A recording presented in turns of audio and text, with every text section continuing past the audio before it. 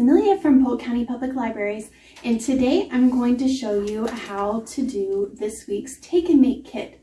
Now you can stop by Columbus or Saluda Library this week and pick up a free Take and Make kit with this activity.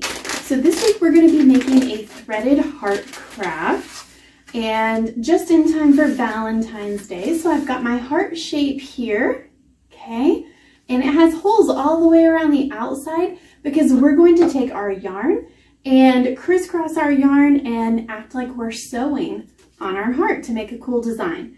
So the first thing that I'm going to do is find the end of my thread that has the masking tape on it, and that end is going to be your needle that you can push up through the holes of your craft. Okay, so I've put this up through one of the holes and I'm going to pull it all the way through, and there's lots of thread here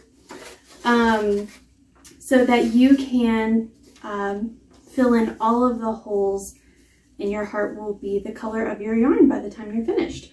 So I'm going to tie one knot at the end, and you may want to have an adult help you with this part because it's going to keep your yarn nice and secure on your project while you're working.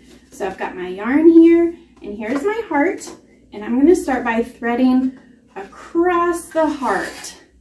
Like I said, there's lots of yarn, so you've got to pull your yarn nice and tight all the way through. Okay, and I'm going to pick another hole to put it in.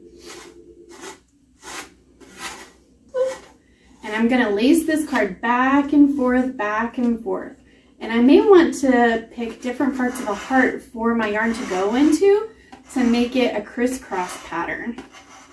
So like now I've got a line going across and a line going across at the top.